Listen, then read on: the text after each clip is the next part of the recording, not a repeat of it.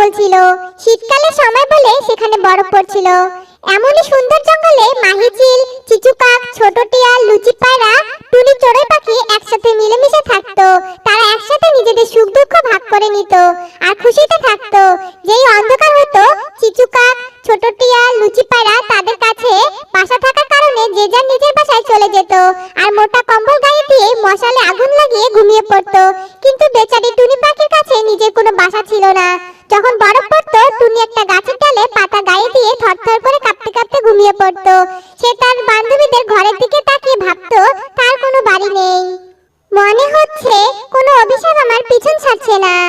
না হলে এত চেষ্টা করার পরেও আজ পর্যন্ত আমি একটা বাসা তৈরি করতে পারিনি। আমার মধ্যে কি কোনো কিছুর অভাব রয়েছে, নাকি এটা কোনো অভিশাপ? আমি কেন বাসা তৈরি করতে পারছি না, আমি নিজেই বুঝতে পারছি না। একথা ভাবতে ভাবতে টুনি কান্না করতে লাগলো।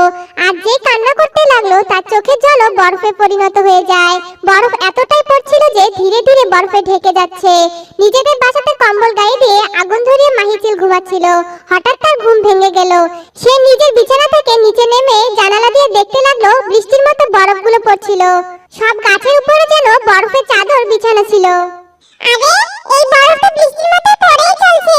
কি জানি বেচারি টুনি কি ভাবে রয়েছে। কি জানি কোনো পাখি ওকে বাসা জায়গা দিল কি না দিল। না, আমি কেন ওর ব্যাপারে ভাবছি? ও তো আমাদের কোনো কাজে সাহায্য করে না, আমি ওর ব্যাপারে ভাববো না।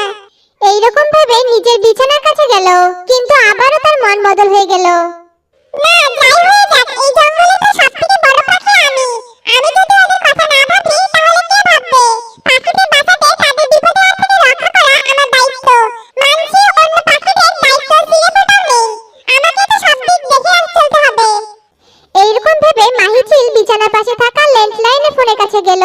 ফোনটা তুলে চিচুকাককে ফোন লাগালো। নিজের বাড়িতে মোটা কম্বল গায়ে দিয়ে চিচুকাক আরামে ঘুমাচ্ছিল। বিছানার পাশে থাকা ফোনটা হঠাৎ বেজে ওঠে। চিচুকাক নিজের চোখটা খুললো।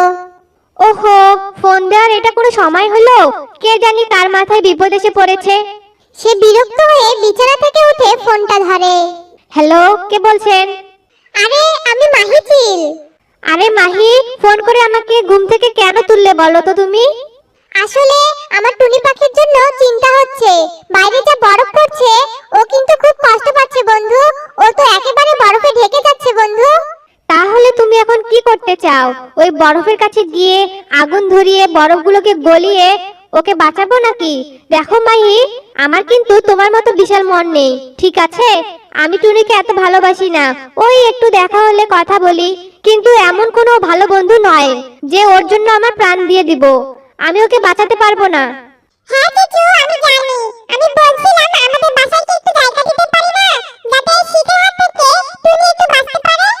হ্যাঁ, এখন যখন তোমার মনে মায়া হচ্ছে, তাহলে তোমার ঘরে এক কোণে জায়গা দিয়ে দাও আর পুরো জঙ্গলে পাখিদের সামনে নিজেকে মহান প্রমাণ করো যে তুমি শ্রেষ্ঠ পাখি, তুমি সবাইকে সাহায্য করো। এইরকম বলে চিচুকাক ফোন রেখে দেয়। মাহিচিলের কাছে আর কোনো উপায় ছিল না। সে ফোনটা রেখে বরফের হাত থেকে টুনিকে বাঁচানোর জন্য ছাতা নিয়ে বেরিয়ে গেল। সে খানিকটা দূরে গিয়ে দেখে টুনি পাখির গায়ে পাতা ঢেকে থরথর করে কাঁপছিল। মাহি তখন দেরি না করে টুনির কাছে গেল। অতিরিক্ত বরফের কারণে টুনি একেবারে জমে গেছিল। টুনি পাখি, এইভাবে যদি তুমি বরফে থাকো তাহলে তুমি মরে যাবে।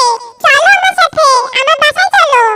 অনেকক্ষণ ধরে টুনি এই ভালোবাসার জন্য অপেক্ষা করছিল। মাহি যেই এসে কথাটা বলল, সঙ্গে সঙ্গে টুনি তাকে বলে। মাহিচিল সত্যি একটা রানী হবার কর্তব্য পালন করলো।